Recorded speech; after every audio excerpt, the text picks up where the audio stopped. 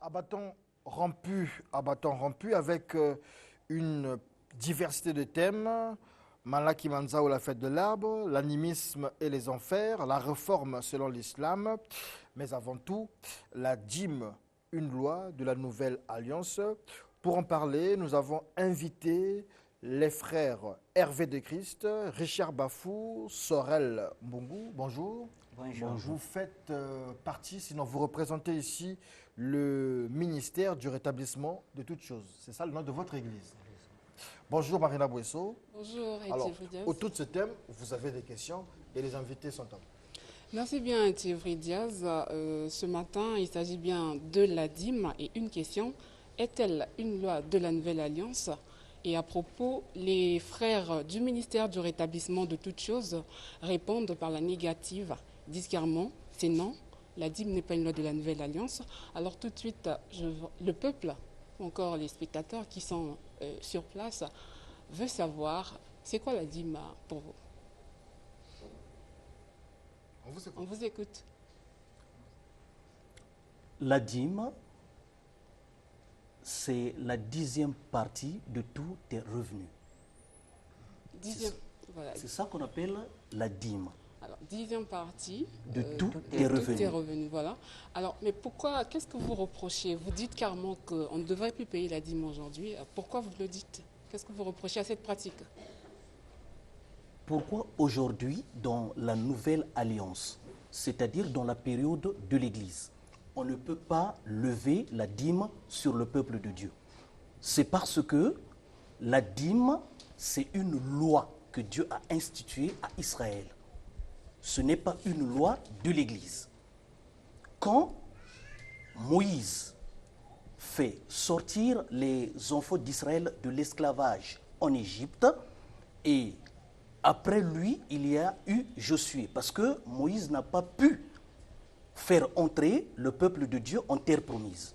Donc il était question, quand ils sont arrivés en terre promise, il fallait qu'on puisse partager l'héritage. Mais il faut comprendre une chose, ceux qui sortent de l'Égypte, c'est Israël. Et je serai bien précis. Israël, ce sont les 12 fils de Jacob qui composent le peuple d'Israël. Et bien donc, quand ils sont arrivés en terre promise, il était question qu'on puisse partager l'héritage. Et Dieu va dire que le tribut de Lévi n'aura pas d'héritage. L'héritage de Lévi, c'est Dieu, c'est l'Éternel, c'est le Seigneur. Et bien donc, il fallait que les 11 autres fils de Jacob puissent nourrir leurs frères. Je ne sais pas si je me fais comprendre. Parce que, pourquoi la dîme intervient? C'est parce qu'il y aura un tribut que Dieu va choisir pour son service dans le temple. Et donc, il fallait que le peuple puisse apporter la dîme, les offrandes et les prémices dans la maison de Dieu, dans la maison de l'Éternel. Alors, avec la Nouvelle Alliance, vous dites qu'on devrait payer la dîme. Donc, si c'est lui qui doit choisir pour répondre, il n'y a pas de problème.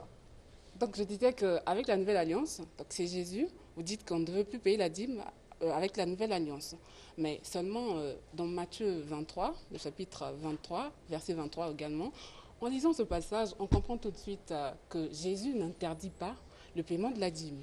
Jésus fustige par contre le comportement de personnes qui privilégient donc la dîme au détriment des choses que c'est écrit, des choses les plus importantes, la justice, la fidélité, la miséricorde. Bon, vous devez savoir que lorsque le Seigneur Jésus-Christ fait des reproches à ce peuple juif, nous sommes toujours dans l'Ancien Testament. Mais il n'encourage pas que la dîme soit payée dans la Nouvelle Alliance.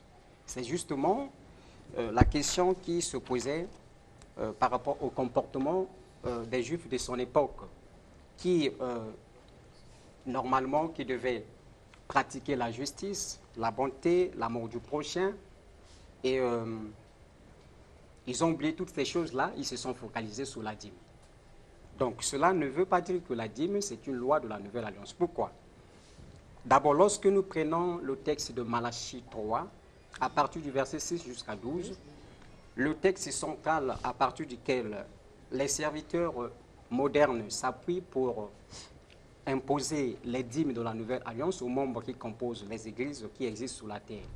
Ils n'imposent pas, ils respectent juste. Non, ils ne respectent pas parce qu'il faut que je fasse une petite lecture sur Malachie 3, verset 6 jusqu'à rapidement. Il est écrit: car je suis l'Éternel, je ne change pas, et vous, enfants de Jacob, vous n'avez pas été consumés. Depuis le temps de vos pères, vous vous êtes écartés de mes ordonnances, vous ne les avez point observées. Revenez à moi et je reviendrai à vous, dit l'Éternel des armées. Vous voyez ici, l'Éternel s'adresse à un peuple bien précis, il s'adresse aux enfants de Jacob. Donc il ne s'adresse pas aux églises de la terre tout entière. Il est question d'un peuple. Vous avez dit quelque chose tout à l'heure que dans les églises, les gens disent que le Nouveau Testament commence à partir de Matthieu, mais vous avez dit quelque chose que quand on est donc à partir de Matthieu, donc on est encore dans l'Ancien Testament. Il est écrit dans Galates, Jésus-Christ est né sous la loi, c'est-à-dire dans la période de l'Ancienne Alliance. Le Nouveau Testament, l'Ancien Testament, ce n'est pas avec... En fait, l'Ancien Testament, c'est avec les évangiles aussi. Oui.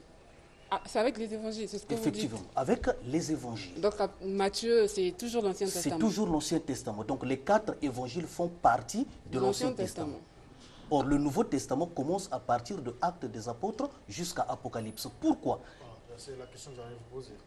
Pourquoi? Parce qu'il est écrit dans la parole que tant que le testateur vit, eh bien, le testament ne peut pas entrer en vigueur. Tant que le testateur, c'est le Seigneur Jésus-Christ. Donc, tant que le testateur vit, eh bien, le testament ne peut pas entrer en vigueur. Il faut que le testateur meure pour que le testament entre en vigueur. Et donc, c'est à partir de la mort du Seigneur Jésus-Christ que le Nouveau Testament entre en vigueur. D'accord. Alors, ceux qui s'appuient, ceux qui pratiquent, ceux qui demandent bien sûr la pratique de la dîme dans les églises s'appuient donc notamment dans le passage de nos livres de Malachie 3.10, voilà, qui dit que apporter toutes les dîmes dans la maison du trésor pour qu'il y ait de la nourriture dans ma maison. Et plus loin encore dans ce chapitre, il y a une promesse qui est là. Oui. Alors vous, aujourd'hui, vous dites qu'on ne devait plus pratiquer la dîme. Ceux qui nous suivent ce matin voudraient bien savoir sur quoi vous vous appuyez au fait. Madame, est-ce qu'il y a il y a un texte? Oui, le texte de Malachie 3,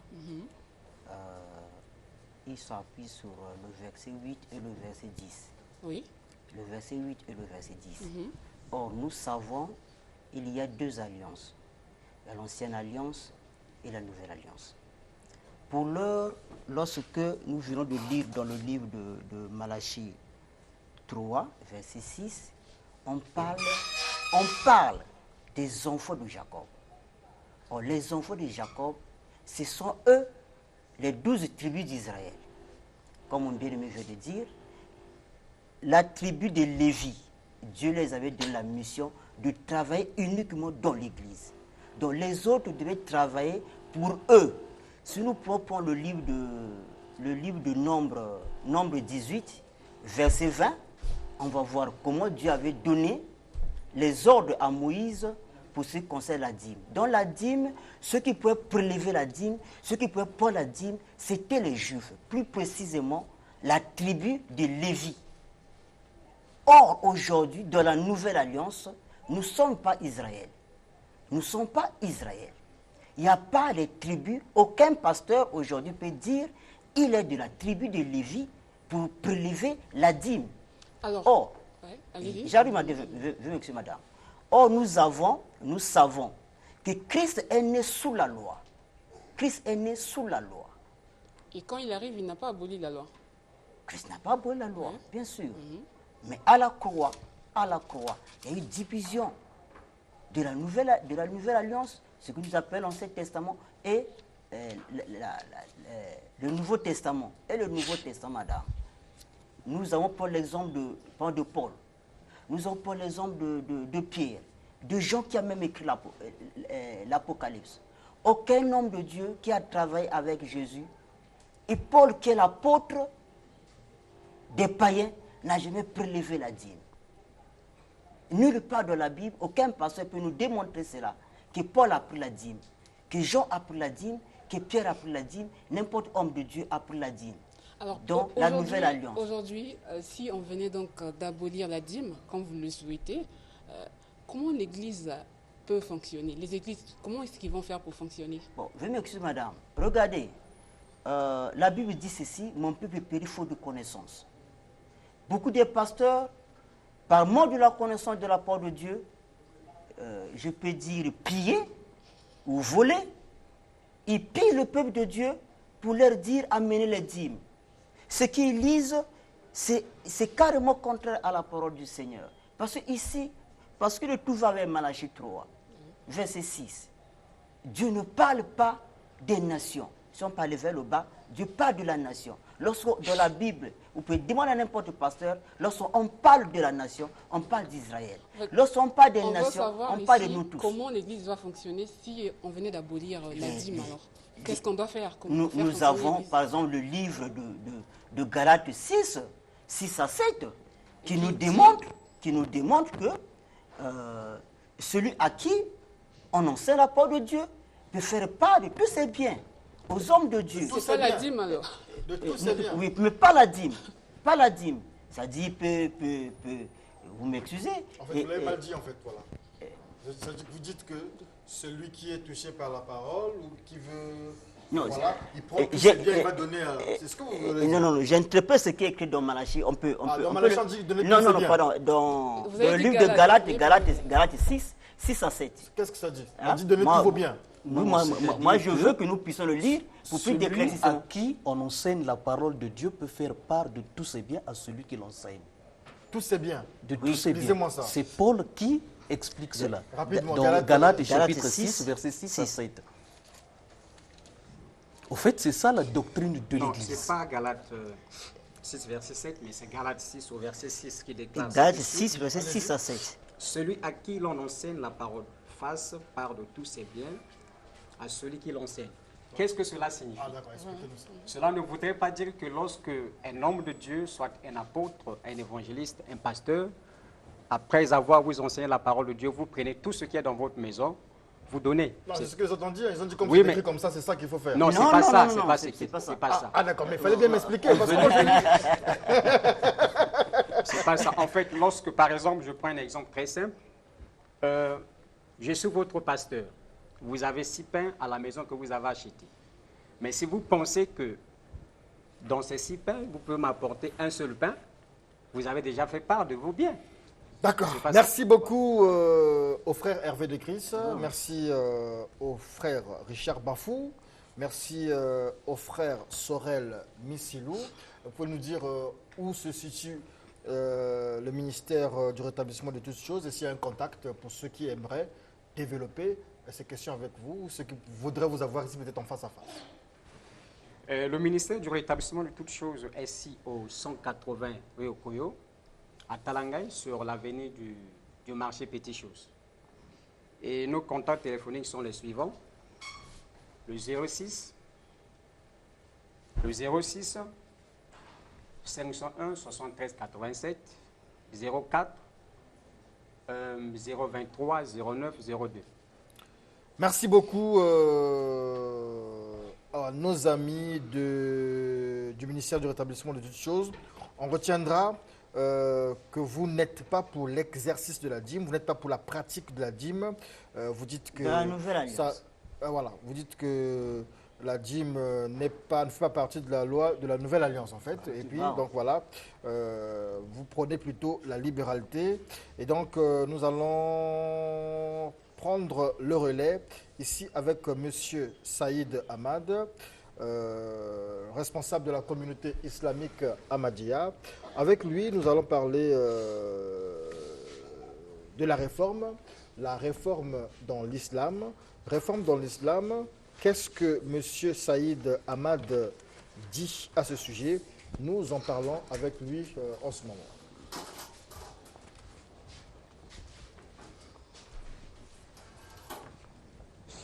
Voilà, Etienne Diaz vient de l'annoncer que nous recevons donc Saïd Ahmad et avec lui nous allons parler de la réforme selon l'islam. Bonjour Monsieur Saïd. Bonjour.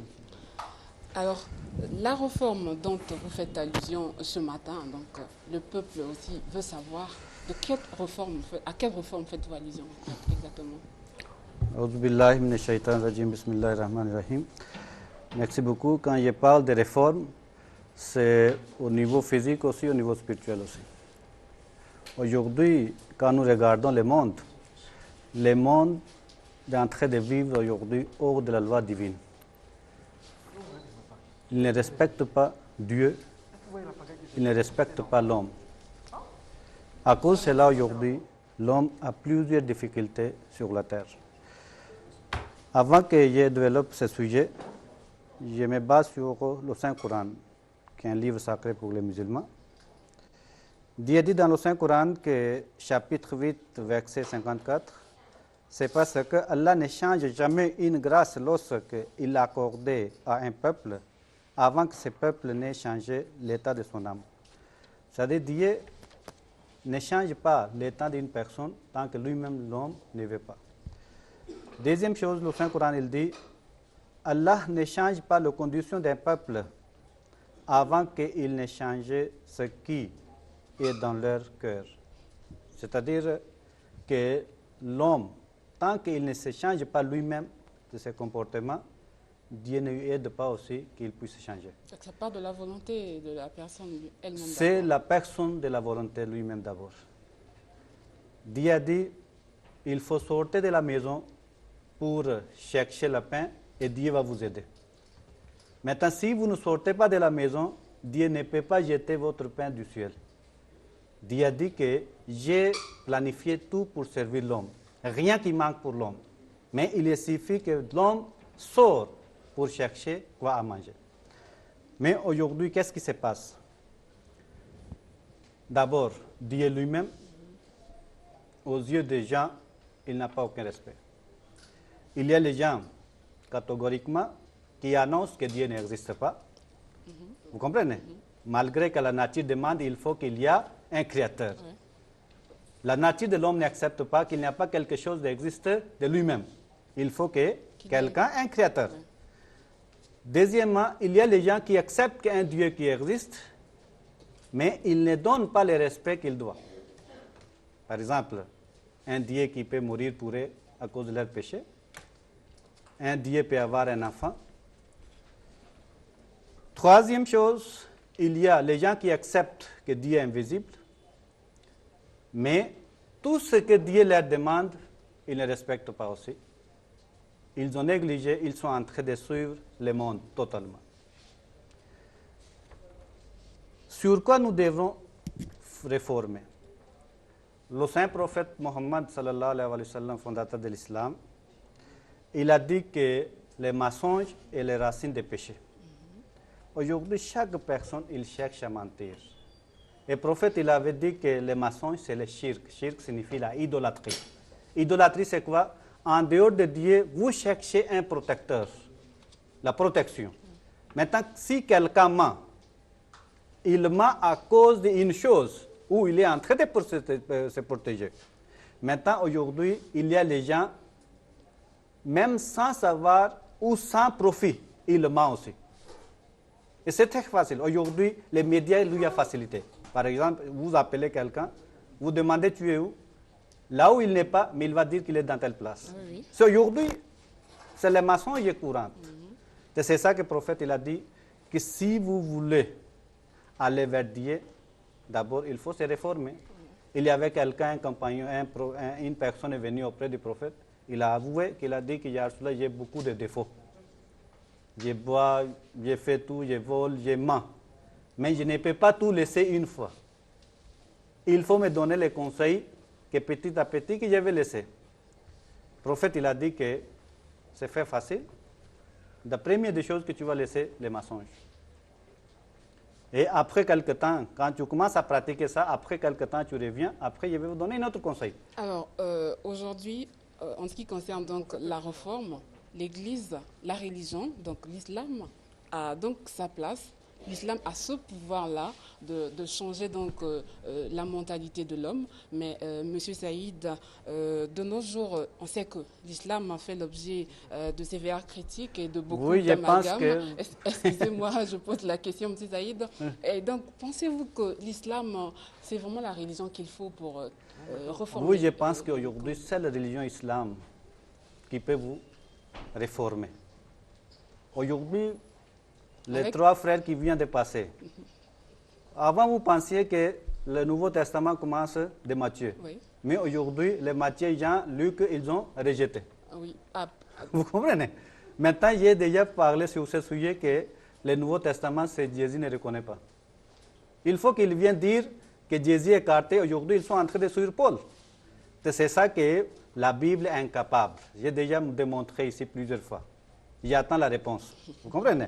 Maintenant, seul le Saint-Coran. Si je ne dis pas ici, il faut suivre le comportement des musulmans. Il faut suivre l'enseignement des prophètes Mohammed, ce que je suis en train de parler. Il faut suivre l'enseignement du Saint-Coran. Que le Saint-Coran, il dit, si vous ne changez pas. Aujourd'hui, je vous dis que les musulmans, ce que vous voyez, ils sont encore plus pires. Pourquoi? Le prophète avait déjà dit que les musulmans seront comme les juifs et les chrétiens. Même plus pires que les juifs. Aujourd'hui, plus grands menteurs, ce sont les musulmans. Plus grands voleurs, ce sont les musulmans. Des tueurs, ce sont les musulmans. Ils sont devenus rebelles contre l'islam. C'est ça les enseignements du prophète Mohammed sallam. Quand vous venez de dire que les musulmans sont plus pires, ils font ceci, cela. Le prophète, il avait dit que, et le Saint-Coran, il dit, tuez une personne tout comme vous avez tué toute l'humanité entière. Maintenant, si quelqu'un tue au nom de l'islam, c'est contre la loi de Dieu. C'est ça que pour se réformer, il faut que les gens viennent vers la droiture. Il faut qu'ils commencent par dire la vérité. Par exemple, aujourd'hui, vous visitez et vous partez à marché Poto Mongali. Plus par les musulmans qui vendent les choses. N'est-ce pas? Oui. Maintenant, si tu demandes les prix, ils vont bombarder d'abord les prix, non 15 000. Ils vont jurer au nom de Dieu. Si vous discutez, ils peuvent vous donner avec 1000 francs. C'est ça que la mentalité. Les gens n'ont pas la crainte de Dieu. La première chose que le prophète a donné le conseil, qu'il faut dire la vérité à tout moment. Le Saint-Coran, il dit qu'il faut être clair devant tout le monde. À ce moment-là, vous aurez la paix du cœur aussi. Monsieur Saïd, malgré les enseignements du Coran, les gens, vous avez dit tout à l'heure, il y a le mensonge et tout ça, dont les musulmans se comportent ainsi. Est-ce qu'à ce moment-là, une question, c'est pas le Coran qu'il faille réformer pour que... On peut réformer quelque chose si quelque chose manque. Donc là, il y a si vous dites que non, voilà tel verset coranique qui pousse aux gens de mentir ou tuer, à ce moment-là, on peut dire que oui, on peut réformer. Comme Pape il a dit, il faut qu'on réécrit encore un nouveau livre. La Bible aujourd'hui, incapable. C'est ça que le Saint-Coran, Dieu a dit qu'aujourd'hui, j'ai parachevé ma religion et ma grâce sur vous. Rien qui manque jusqu'à la fin du monde. Il va vous servir jusqu'à la fin du monde. C'est ça que dans le Saint-Coran, il n'y a rien qui manque, c'est le comportement des musulmans qui manque. Il faut qu'il se forme par rapport à l'enseignement de l'islam. C'est le Saint-Coran. Est-ce que, voilà, si dans le Coran rien ne manque, dans ce cas, il faut peut-être reformer les enseignements? Le Coran, c'est les enseignements, non? Quand vous lisez quelque chose. Dispenser, au fait. Oui, c'est à cause de cela, le prophète avait dit qu'un jour viendra un Messie qui viendra en islam qui va réformer l'islam. C'est ça que nous disons, la communauté musulmane Ahmadiyya, c'est réforme de l'islam. C'est aujourd'hui partout dans le monde, dans 213 pays du monde, la communauté musulmane Ahmadiyya, qui est en train de réformer l'islam. Aujourd'hui, si vous voyez les pratiques de la communauté musulmane Ahmadiyya, c'est ça le vrai l'islam. Et je crois que dans 213 pays du monde, partout la Jamaat, la communauté existe, vous ne pouvez pas avoir aucune place là où vous dites que non, c'est les membres de la communauté Ahmadiyya qui ont fait ainsi et ça. Ils sont respectueux envers tout le monde parce que nous avons un chef spirituel qui est en train de nous contrôler, qui est en train de diriger. Maintenant, pendant que les autres musulmans, ils sont sans guide. Mais qui va les diriger? Donc, les musulmans qui débordent un peu, ce n'est pas ceux de la communauté musulmane Ahmadiyya, c'est les autres. Il n'y a pas aucun exemple. Et Votre est-ce journaliste a visité avec moi, ils ont visité nos conférences, tout ça. Maintenant, ils ont vu comment les gens sont en train de vivre l'amour, dans l'amour. L'islam, c'est l'amour, la paix. Et l'islam, en dépôt, il faut adorer Dieu, il faut servir l'humanité. C'est ça la communauté musulmane ahmadiyya. L'islam, c'est l'amour. Est-ce que vous ne pensez pas vous réunir avec les autres musulmans? Parce que l'islam, c'est l'amour. Oui, c'est l'islam, c'est l'amour. Oui. Est-ce que vous ne pensez pas vous réunir avec les autres? Comment? Au lieu d'avoir deux courants, vous ne pensez pas vous réunir avec les autres? Oui, c'est eux qui doivent venir à nous suivre. Parce qu'aujourd'hui, c'est l'imam de Dieu qui est là. On doit suivre l'imam de Dieu. Ce n'est pas qu'une personne individuelle, on commence à le suivre. Il a besoin aussi de l'effort. Il a besoin aussi que quelqu'un vienne pour les enseigner. C'est ça que tant qu'un imam de Dieu ne vient pas les enseigner, ils ne seront pas unis. Chaque jour, vous écoutez quoi? Les chiites, ils tuent les sunnites, ils tuent les chiites. C'est ça qui va. Ils n'ont pas un guide qui peut les séparer, qui peut les guider. C'est ça qu'aujourd'hui, seule solution pour eux, qu'ils doivent suivre la personne que Dieu a envoyé, le Messie en islam, ils auront la solution, ils auront la paix. Maintenant, sans ça, ils n'auront jamais. Vous n'allez jamais écouter que les musulmans sont dans les paix. Vous pouvez toutefois aussi les appeler, les faire venir auprès de vous. Quand je suis en train de parler, ils sont en train d'écouter, non? Okay. Et nous invitons tout le monde. Il y a beaucoup de gens qui viennent. Et partout au Congo, nous sommes aujourd'hui en train de construire les mosquées. Et nous sommes en train de servir l'humanité, physiquement aussi, spirituellement aussi. Et c'est ça la communauté musulmane ahmadiyya, c'est ça l'islam que le prophète Mohammed sallallahu alayhi wa sallam nous a enseigné. C'est ça qu'aujourd'hui, le Messie promis, il est venu pour nous enseigner encore. C'est ça que nous sommes en train de pratiquer. Alors ici, à Brazzaville, vous êtes situé à Massengo, ce projet. Maintenant, vous pouvez nous contacter sur le numéro 05 555 42 18, 05 555 42 18, et vous nous appelez et nous sommes disponibles à tout moment à vous servir. Voilà, merci beaucoup à Saïd Ahmad pour toutes ces informations. Et nous amorçons avec la réforme de l'islam, avec l'animisme et les enfers, un terme que va aborder le docteur Bosco Ben Youssef, guide spirituel du nouvel ordre des animistes. Et des questions seront posées par Thomas Esquivolet. Merci Ed Chevilberg. Bonjour docteur Bosco. Bonjour monsieur le journaliste. Vous revenez aujourd'hui sur ce sujet. Vous avez déjà abordé l'animisme et les enfers. Vous disiez la fois dernière que les enfers sont liés à la zombification et qu'il y aurait 4 niveaux d'enfer d'entre l'eau, l'air et le feu. Je dois vous avouer qu'on a reçu autant d'appels parce que les gens n'ont pas trop compris. Est-ce que vous pouvez y revenir? Et j'ai vu qu'il n'y a rien de mieux pour l'homme que de se réjouir de ses œuvres. Voyez? C'est là sa part. Car qui le fera jouir de ce qui sera après lui? Ecclésiaste chapitre 3, verset 12. C'est-à-dire, selon la Bible, il n'y a rien de plus mieux sur cette terre que de jouir des fruits de vos œuvres. Autrement dit, avoir une maison, avoir une femme, autrement dit les enfants, avoir les revenus, c'est-à-dire un salaire, avoir un moyen de transport et enfin être marié officiellement du point de vue légal. Alors, ceux qui ne feront pas office de ces 5 éléments que je viens à peine de citer ici-bas sont tout simplement zombifiés. C'est ce que nous disons clairement depuis qu'on a commencé ce concept sur la zombification. Or, il s'avère ceci. Les religions, les écoles initiatiques trompent les peuples. On semble montrer aux gens ceci. Il vous faut avoir une bonne moralité. Vous ne devez pas voler, vous ne devez pas mentir, vous ne devez pas tuer. Mais les guides spirituels ont de la peine à dire aux gens ceci. Attention, les choses les plus capitales ici-bas, d'abord, avant la mort, tel qu'il est écrit dans Ecclésiaste, avant la mort, c'est d'avoir une maison ici-bas. Parce que vous n'allez pas aller vivre avec Dieu dans la maison de Dieu et que vous-même ici bas sur la terre, vous êtes incapable de construire une maison. Or, nous sommes les descendants des Homo sapiens.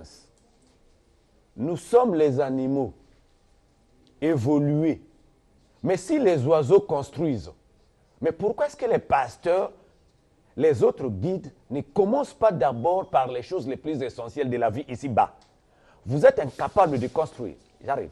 Vous êtes incapable d'avoir les enfants. Vous êtes incapable d'avoir l'argent. Vous êtes incapable d'avoir un moyen de transport, c'est-à-dire une voiture. Vous ne pouvez pas acheter ça. Comment voulez-vous que quelqu'un dont l'esprit est incapable de dominer la matière, l'argent, mais puisse être capable de dominer les mauvais esprits, c'est-à-dire quitter cette terre et être en harmonie avec Dieu? C'est-à-dire déjà ici-bas, tu es incapable. Comment serais-tu capable d'être bien auprès de Dieu? Comment Dieu peut-il sélectionner une telle personne? C'est parce que l'argent est juste une invention de l'homme, mais ne devrait pas quand même être au centre de toute une vie. C'est l'homme d'ailleurs qui donne la valeur à cela. Mais moi, j'aimerais un peu savoir, vous faites quel est le lien entre les enfers et la vie sur terre? Très bien. Lorsque l'homme meurt, il n'est pas automatiquement dit que vous mourrez, vous devrez aller auprès de Dieu. Non. Lorsque vous mourrez ici-bas, vous n'avez pas eu de maison. Les 5 éléments que j'ai cités, vous devez vous rendre auprès de vos ancêtres. Vos ancêtres, dans le langage ou le vocabulaire animiste, nous les appelons les animides. Les grands-parents, c'est-à-dire les grands-pères. Dès que vous allez auprès des grands-pères, si vous n'avez rien eu ici-bas sur la terre, on vous renvoie dans les 5 éléments. Si vous n'avez pas construit, vous allez vivre dans la forêt. Si vous n'avez pas eu d'enfant, vous allez vivre dans l'eau. On peut vous appeler spectre ou sirène, ça dépend des expressions, ou mutant. Si vous n'avez pas eu le travail ici-bas sur la terre, autrement dit les revenus, l'argent pour revenir sur le mot, parce que c'est un moyen d'échange, oui, nos ancêtres fabriquaient les lances. Ce n'était pas aussi donné à n'importe qui, il fallait avoir une lance pour aller à la chasse. Vous voyez, donc l'argent existait sous plusieurs formes, même les cauris ont servi de monnaie d'échange. Alors, si vous n'avez pas eu, par exemple, un moyen de transport, vous allez errer dans le vent. Alors maintenant, quel est le lien entre les maîtres qui gardent les enfers? Parce que chaque famille a un représentant au niveau de l'enfer. On les appelle les négamides, c'est-à-dire ceux qui ont rejeté les conseils des parents.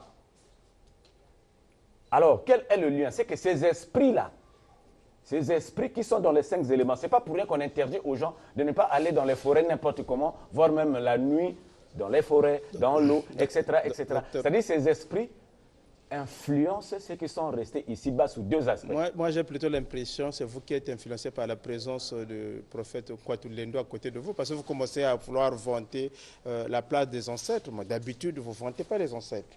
Nous sommes les animistes, comme mon frère que j'aime beaucoup, le prophète Kwatulendo. Donc il vous a zombifié. Non, moi je suis un animiste. Nous croyons que dans les forêts, il y a les esprits.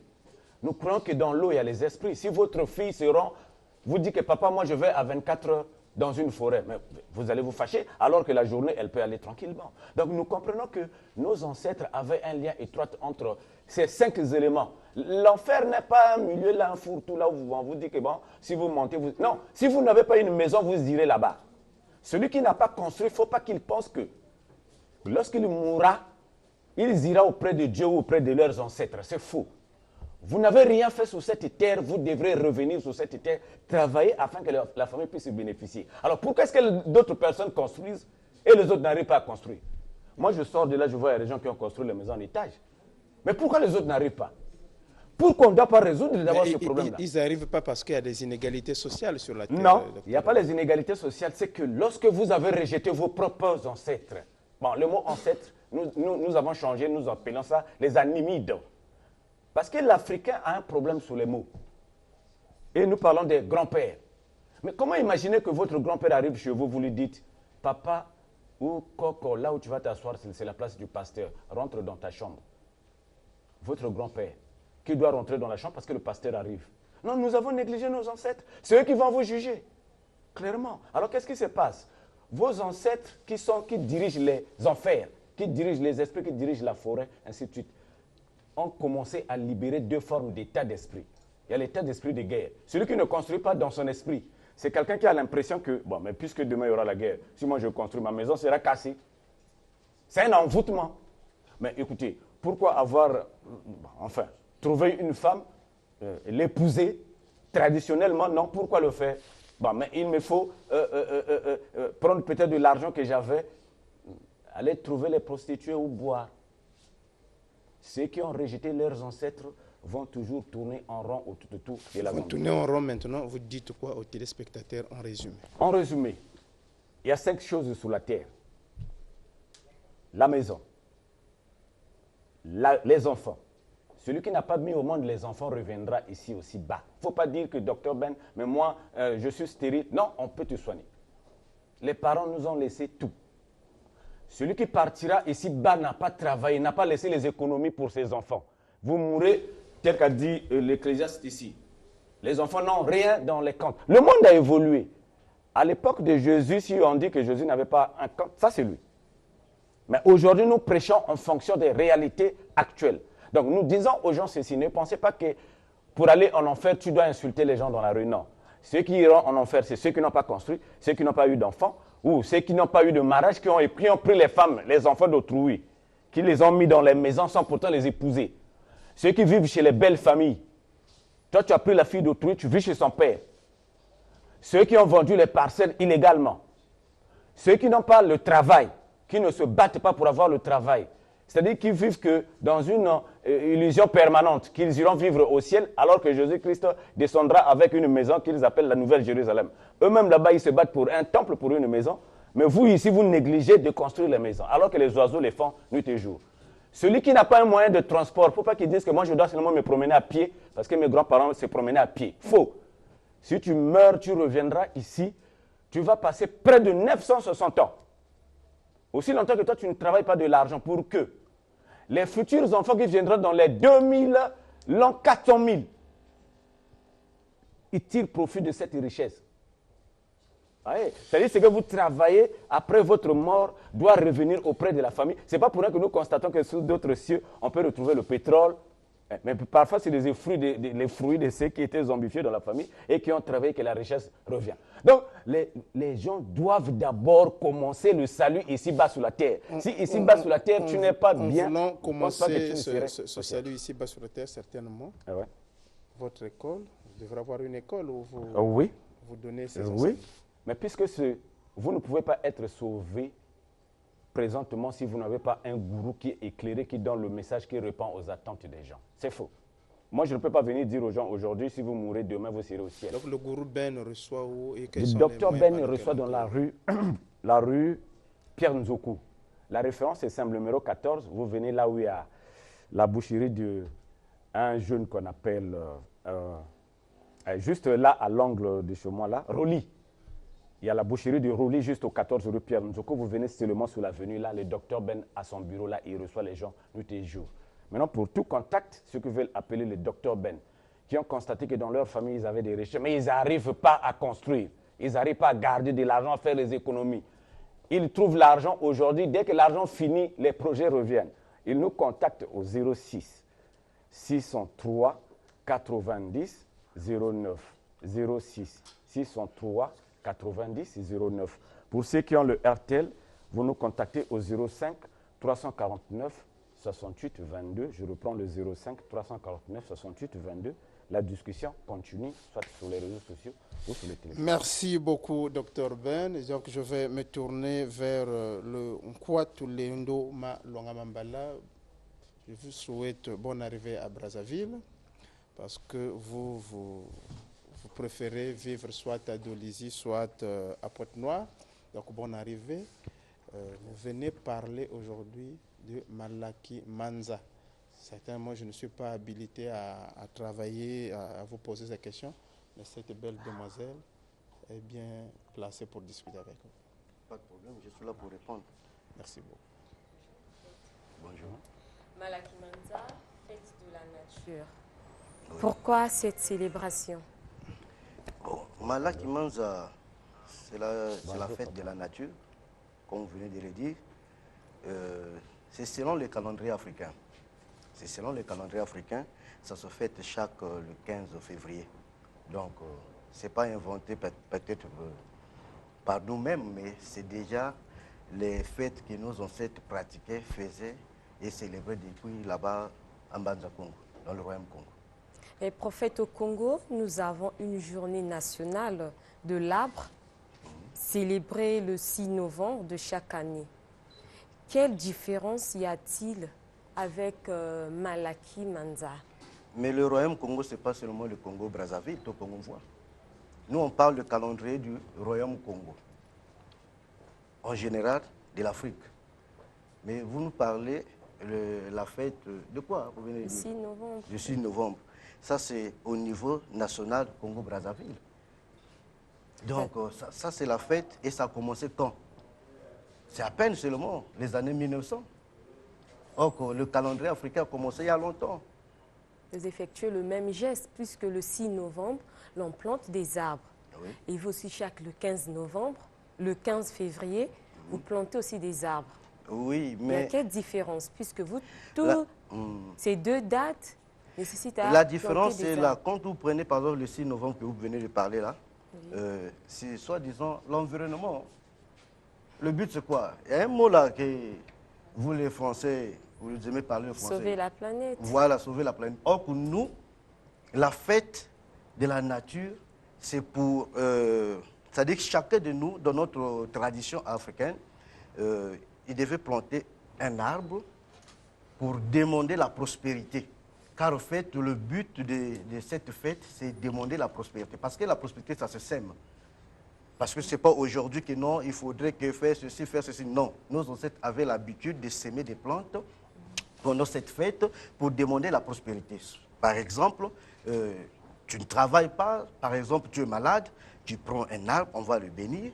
Quand on va bénir la plante, et à ce moment-là, tu iras planter chez toi, que ce soit dans ta parcelle, que ce soit dans votre domaine, n'importe où.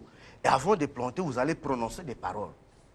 Prononcer des paroles que moi, je suis un tel, je suis dans tel lignage, et je souffre de telle maladie ou de telle difficulté. Au moment que la plante va produire, c'est à ce moment-là que moi aussi, je dois prospérer, c'est-à-dire que prospérer dans cette vie. Voilà le but de cette fête. Aujourd'hui, il y a beaucoup des Africains, beaucoup de Noirs qui souffrent. Et croyant que non, je suis maudit. Or, je pense que Mpuntule ne maudit personne. Donc, Mpuntule ne maudit personne. Et ce n'est que l'homme qui se maudit lui-même sur la planète Terre. Et cette prière est adressée aux entités de la nature ou à Dieu? Non, la prière est adressée les deux. Parce que sans vous parler de Dieu, nous on parle de Mpuntule. Vous voyez? Donc le mot Dieu là, moi j'aime pas entendre ça parce que Dieu veut dire domination internationale de l'Europe unie. Donc du coup, ceux qui prononcent le mot Dieu, il s'est fait coloniser, esclavagiser.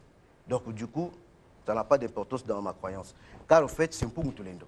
Nous adressons les prières en Mpuntulendo de donner la force d'appuyer nos prières à travers l'agissement de nos entités qui nous entourent. Moi, je vais un peu revenir un peu sur ce que d'abord j'ai tenté de dire, mais nous voyons dans plusieurs milieux, parce que ce soit le Congo-Brazzaville, Congo-Djampando, Congo-Djamoulaza et les autres, ne sont pas qu'habités par nous, mais nous voyons ailleurs, dans d'autres philosophies spirituelles, des gens apprennent aussi à s'aimer. Donc quand on entend que non, vous apportez quelque chose à l'église ou dans un milieu où on prie, vous s'aimez de l'argent, cet argent-là finira par générer aussi d'autres moyens. Est-ce que la sémence dont vous parlez de l'arbre va dans le même sens? Non, non, non, non. La sémence de l'arbre, c'est une sémence que toute personne doit vivre heureux sur cette terre. Mais la sémence que vous venez de parler là, que non, quelqu'un doit semer, soit, par exemple, c'est de l'argent, je pense. C'est ça, oui. Bon, je ne sais pas de on sème de l'argent, oui. C'est pour en avoir plus. Bon, il faut demander ceux qui parlent de ça, car en fait, moi je ne peux pas répondre là-bas, sinon qu'il y aura la polémique ici, là. Donc, ce que moi je pourrais éclairer sur cette question, la prospérité, selon notre tradition africaine, ça se sème à travers la plante. Ça n'a pas commencé aujourd'hui. Voilà pourquoi aujourd'hui, que dans notre loi traditionnelle, toute personne a le droit de planter une plante. Dans chaque parcelle. Même quand on n'a pas de terrain, on n'a pas de parcelle. Oui, même si tu n'as pas de terrain. Mais il y a des fois, nous voyons aujourd'hui, quand tu pars par exemple dans la campagne ou bien les coins reculés là, vous voyez parfois il y a des manguiers qui sont là, mais ce n'est pas dans une parcelle de quelqu'un. Mais imaginez qui a planté cette plante. Mais il suffisait seulement de respecter la loi de la nature afin que tu puisses prospérer dans ta vie terrestre. Donc c'est cette fête-là qui avait donné l'occasion à toute personne d'avoir la possibilité d'être béni sur cette terre. C'est ce que je peux dire. Donc ce n'est pas que la sémence que non, tu donnes de l'argent et puis tu auras de la bénédiction. Ça là, je ne peux pas vraiment décortiquer ça. Il y a autre chose d'abord, parce que cet après-midi, le prophète Malonga Mambala, le Patulendo, oui, se rendra tout à l'heure au centre sportif de Makele-Kele où il bénira des plantes que ses adeptes iront planter chez lui. Oui. J'aimerais comprendre, savoir quelle est la particularité de cette année. Bon, cette année, car en fait, c'est pas, on ne peut pas dire que la particularité, mais chacun de nous a un problème. Vous comprenez? Chacun de nous a un problème.